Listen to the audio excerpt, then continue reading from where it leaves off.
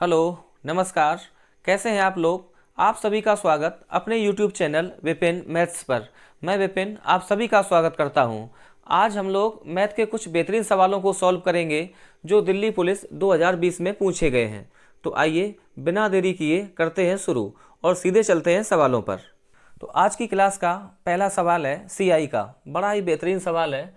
एक धनराशि चक्रवृद्धि ब्याज पर उधार दी गई है जिसमें ब्याज की गणना एक निश्चित वार्षिक ब्याज दर से वार्षिक तौर पर किए जाने पर वह 3 वर्षों में मूल राशि से 72.8% अधिक हो जाती है। यदि ब्याज की गणना अर्धवार्षिक रूप से की जाए तो उसी ब्याज दर पर 9,000 रुपये की धनराशि पर 1/2 वर्ष में चक्रवृद्धि ब्याज कितना हो जाएगा। बड़ा ही गजब सवाल है भाई, देखना है यहाँ पे। तो सबसे पहले हम 72.8% की बनाते हैं फ्रैक्शन। तो 72.8/100। तो यहाँ से पॉइंट कर दो ख़त्म और यहाँ लगा दो 0। तो 4 से करेंगे डिवाइड, ये आ जाएगा 182/250। फिर कर दो 2 से डिवाइड, तो ये बनेगा 91/125। अगर प्रिंसिपल है 125 तो धनराशि 91 हो जाएगी ज़्यादा, क्योंकि 3 साल का ब्याज मिलेगा 91 के बराबर। अब आप इस सवाल को अगर ऐसे सोच पाते हैं तो ये सवाल होगा बेहद आसान, नहीं तो ये बहुत ही टफ कैलकुलेशन देगा। देखो कैसे कि अगर प्रिंसिपल है 125, हमें 3 साल का ब्याज चाहिए 91 चक्रवृद्धि ब्याज। तो आप एक काम करो कि 125 का फैक्टर रखो 25। तो 25 पहली साल SI, यहाँ 25 दूसरे साल SI और ये 25 तीसरे साल SI। तो ये हो गया 75। अब बचा कितना? 16। अब 16 को आप ऐसे बांटो कि 25 का फैक्टर होता है 5। तो यहाँ 5, आपको पता होगा यहाँ 3 वैल्यू आती हैं बराबर।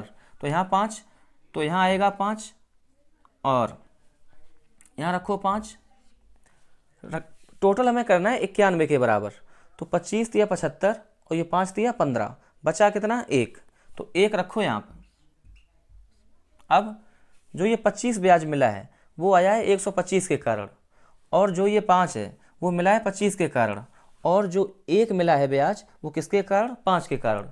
तो आप इसको ऐसे चेक करो कि 1 से 5 ये 5 गुना, फिर 5 से 25 ये 5 गुना, फिर 25 से 125 ये 5 गुना। मतलब ये बिल्कुल हमने सही अरेंज किया है। तो अब यहाँ से हम लोग रेट निकाल सकते हैं। देखो कैसे कि 125 पर 1 साल का ब्याज मिला होगा 25। तो 25 ब्याज मिला है 125 पर 1 साल में, तो 100 पे कितना? तो 25 125 को डिवाइड करेगा 5 बार, 100/5 बराबर 20%। तो हमने रेट निकाल ली 20% वार्षिक। अब देखो आगे कह रहा 9,000 रुपये की धनराशि पर 1/2 वर्ष में चक्रवृद्धि ब्याज कितना होगा जब ब्याज अर्धवार्षिक संयोजित हो। जब ब्याज जोड़ा जाएगा अर्धवार्षिक तो रेट हो जाएगी आधी। तो 20% से रेट बनेगी 10% प्रति छमाही। 10% प्रति छमाही। और हमें ब्याज चाहिए 1/2 वर्ष में, मतलब 18 महीने में। तो 18 महीने में छमाही बनेगी 3। और हमें अच्छे से पता है कि 10% की रेट से 3 साल की इफेक्टिव रेट, या 10% प्रति छमाही के हिसाब से 3 छमाही की इफेक्टिव रेट, ये बनेगी 33.1%। 33.1%। तो हमें चाहिए ब्याज। अब प्रिंसिपल हमें पता है 9,000 रुपये। तो 9,000 का निकालते हैं यहाँ पे। 9,000 का 33.1%। तो 2 जीरो से ये 2 जीरो कैंसिल, तो यहाँ से पॉइंट कर दो ख़त्म। तो यहाँ से एक जीरो कम, 9 का करा दो गुणा। 9 का 1 में गुणा 9, 9 का 3 में गुणा 27, हासिल 2, 9 3 27 और 2 29। तो 2,979 रुपये ये मिलेगा ब्याज। तो अपना ऑप्शन नंबर डी ये बिल्कुल करेक्ट है, 2,979 रुपये। तो आते हैं क्वेश्चन नंबर 2 पर। एक कार का मूल्य बाइक के मूल्य से 300% अधिक है। यदि कार के मूल्य में 10% की वृद्धि होती है और बाइक के मूल्य में 30% की वृद्धि होती है तो 4 कारों और 5 बाइक्स के कुल मूल्य में हुई प्रतिशत वृद्धि ज्ञात कीजिए। तो ऐसे देखो, आप लिखो कार और बाइक,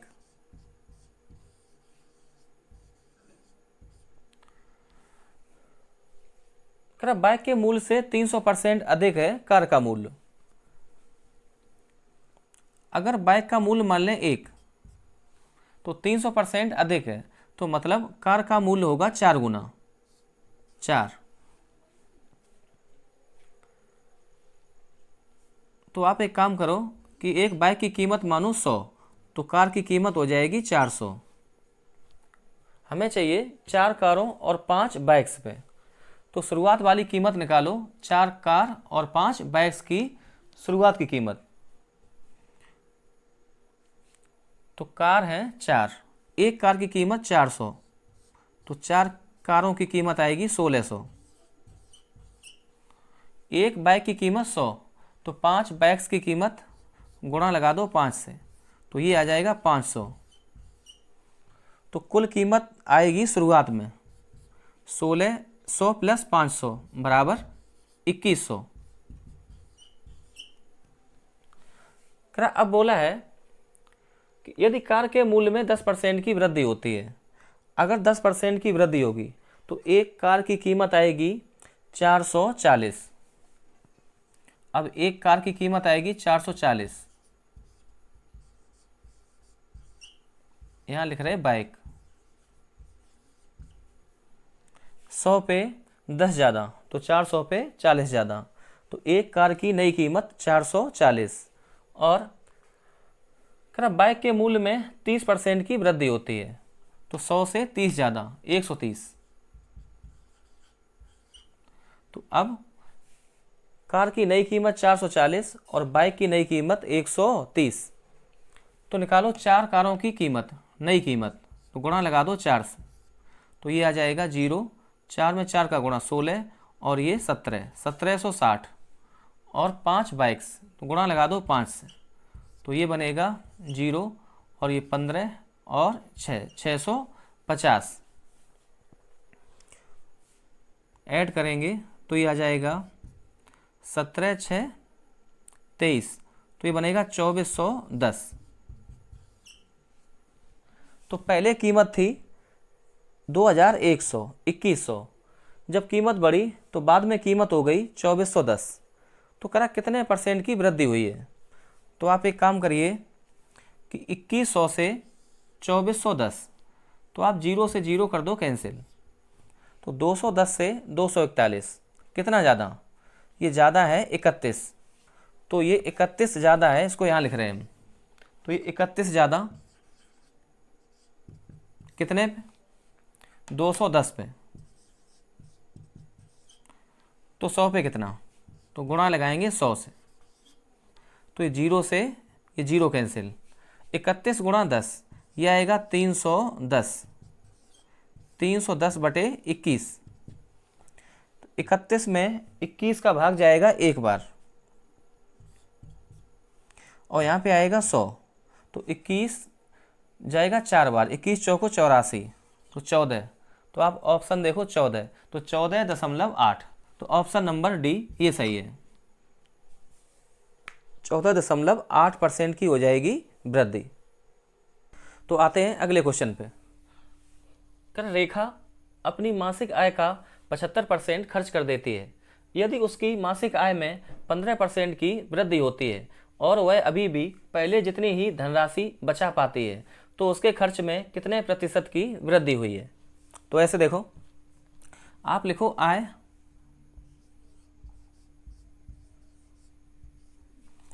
खर्च और बचत।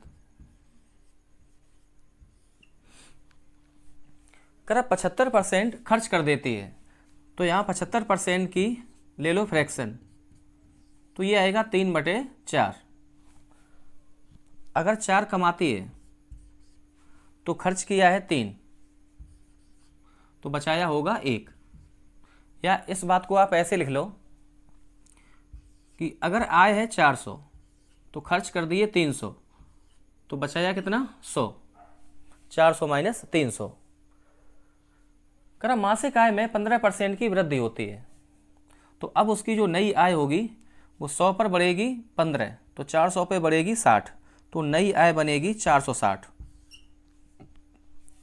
करा वह अभी भी पहले जितनी ही धनराशि बचा पाती है, मतलब बचत उसकी है समान।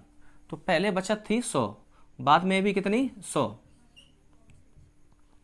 तो कमाए 460, खर्च बचाए 100, तो खर्च कितने कर दिए 460 माइनस 100, ये आएगा 360।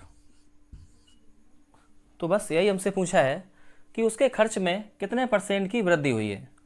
तो पहले वाला खर्च 300, बाद वाला 360, तो वृद्धि कितनी हुई 60, तो 60 की वृद्धि 300 पे,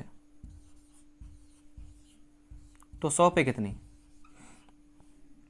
यहाँ आप 2 जीरो से ये 2 जीरो कैंसिल, 3 60 को डिवाइड करेगा 20 बार, तो खर्च बढ़ गया 20%। तो बस यही अपना आंसर। तो ऑप्शन नंबर बी ये सही है, 20%। तो आते हैं अगले सवाल पे। रेशियो का सवाल है, ए और बी की आय का अनुपात 4:7 है और उनके व्यय का अनुपात 1:2 है। यदि उनमें से प्रत्येक प्रति माह 4,800 रुपये की बचत करता है तो बी की आय कितनी है। तो यहाँ पे ऐसे करो, आप लिखो ए और बी,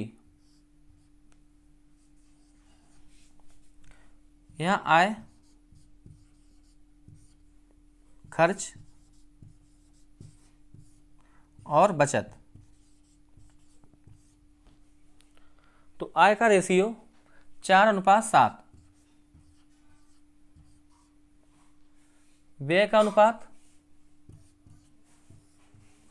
1:2। प्रत्येक बचाता है 4,800 रुपये, तो बचत लिख लो आप 4,800 दोनों की। और यहाँ लगा दो क्रॉस वाला तरीका, देखो कैसे, 4 का 2 में गुणा और 1 का 7 में गुणा, तो बताओ डिफरेंस कितना आएगा। ये 8 और ये 7, तो ये आएगा 1।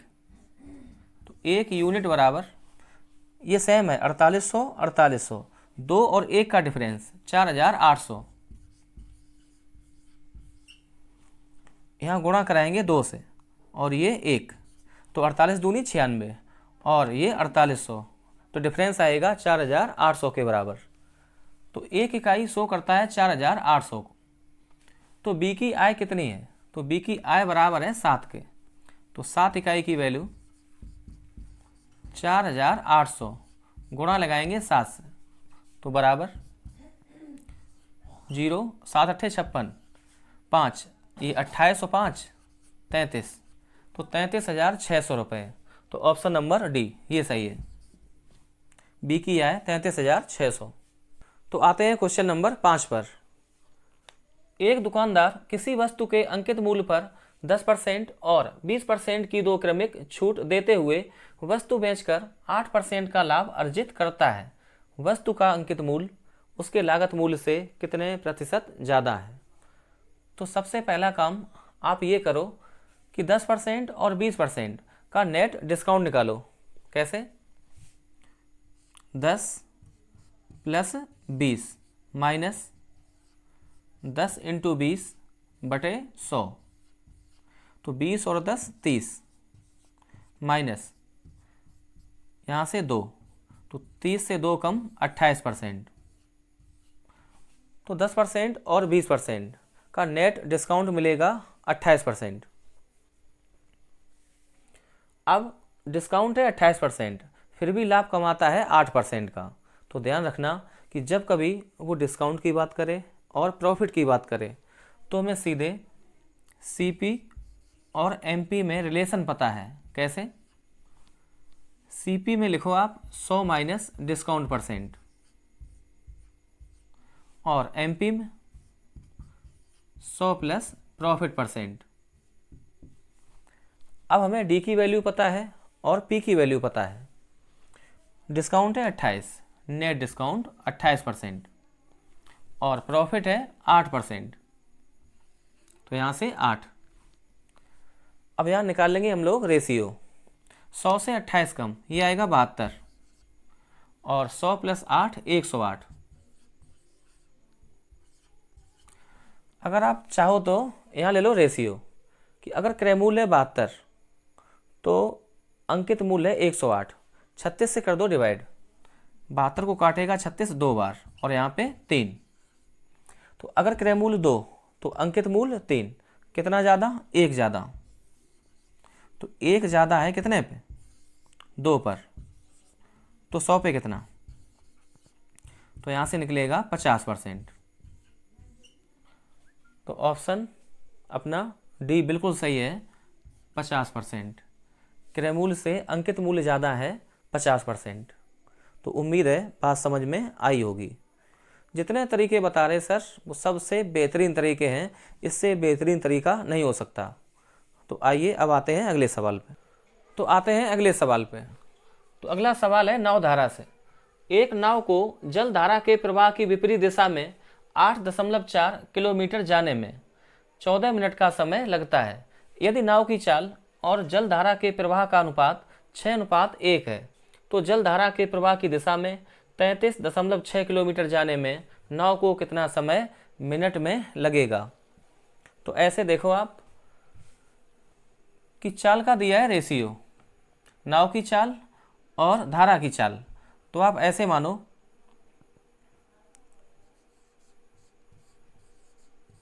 नाव की चाल को मानते हैं 6x और धारा की चाल को मान लो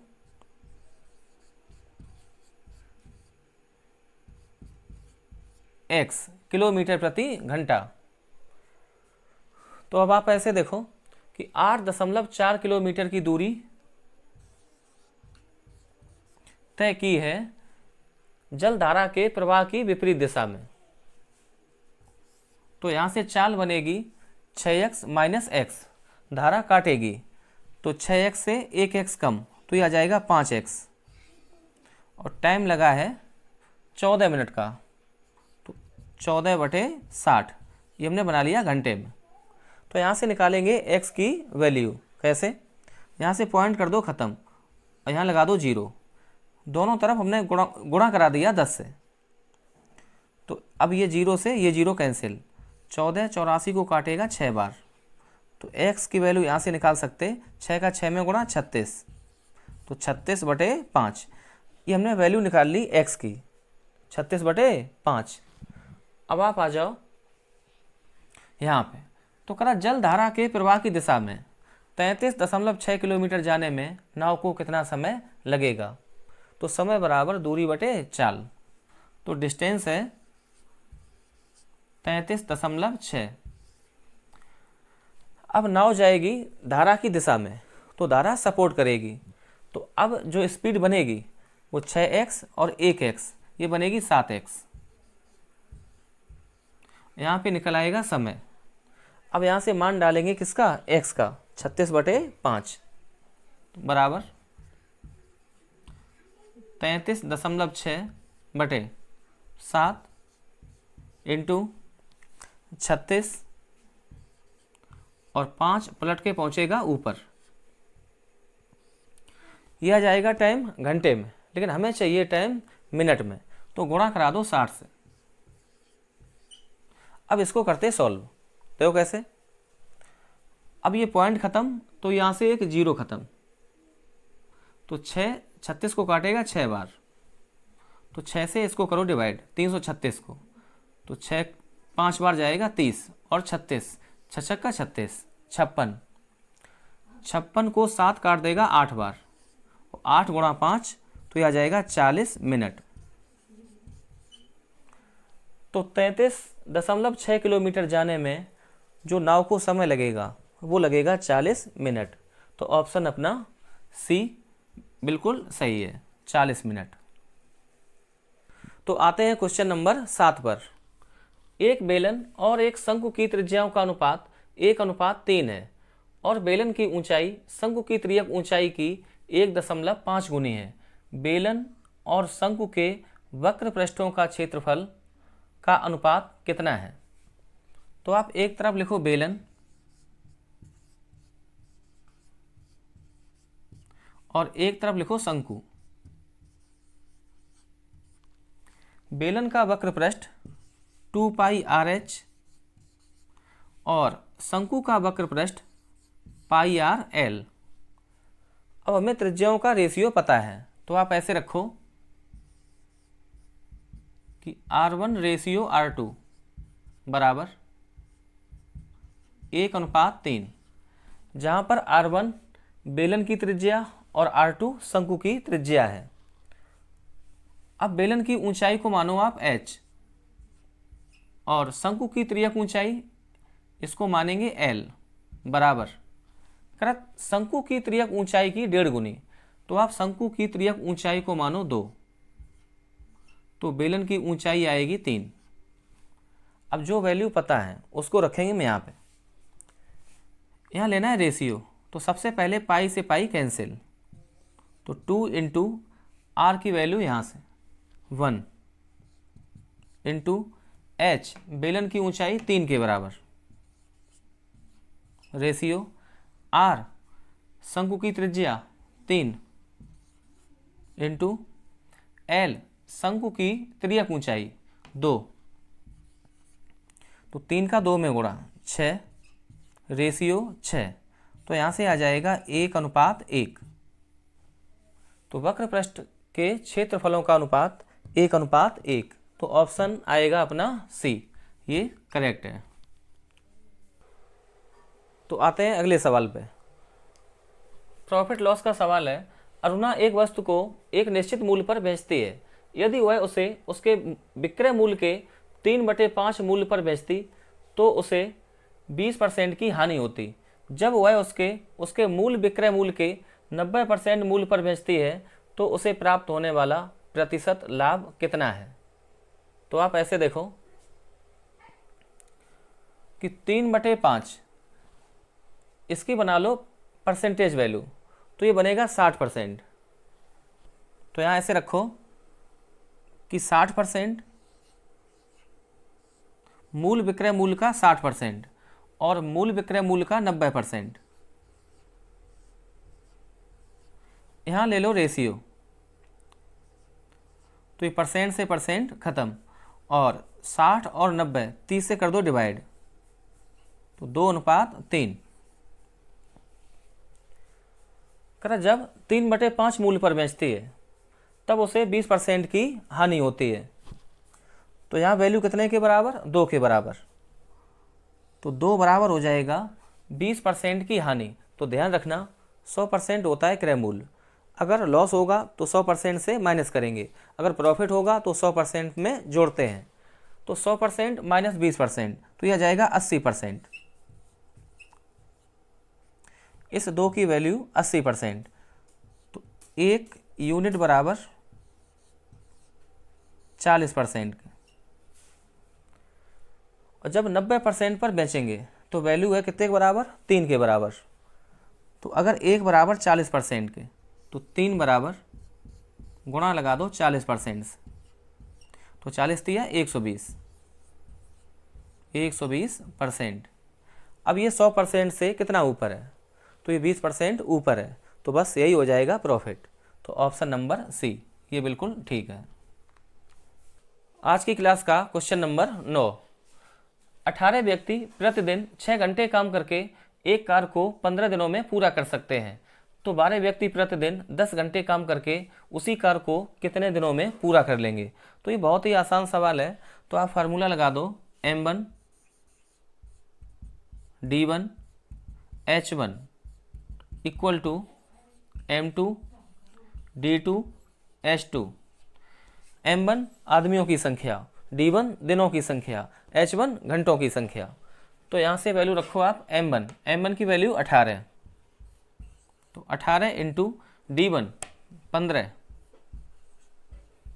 H1 ये 6 इक्वल टू 12 व्यक्ति, तो M2 की वैल्यू 12 इंटू D2 ये हमें पता करना है कितने दिनों में, इंटू H2।